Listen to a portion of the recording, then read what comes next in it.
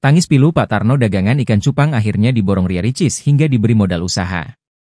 Pesulap Sutarno atau Pak Tarno tak kuasa menahan tangisnya saat dikunjungi Ria Ricis di kediamannya di Warakas, Jakarta Utara. Ria Ricis bahkan memborong semua dagangan Pak Tarno hingga memberikan uang untuk modal usaha.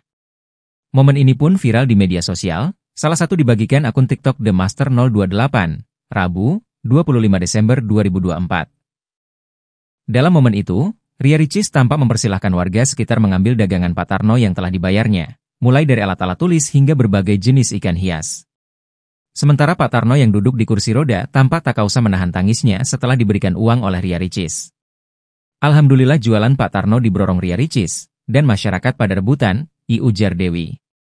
Kepada Ria Ricis, istri Pak Tarno mengatakan bahwa suaminya itu menderita stroke sejak 2 bulan lalu, dan masih menjalani terapi hingga saat ini. Ria Ricis yang mendengar itu lantas menawarkan Pak Tarno untuk menghibur anaknya jika sudah sehat. Nanti Pak Tarno kalau sudah sehat, aku mau panggil ke rumah untuk hibur anak aku umurnya 2 tahun, ujar Ricis. Mendengar itu, Pak Tarno hanya bisa menangis dan menatap Ricis.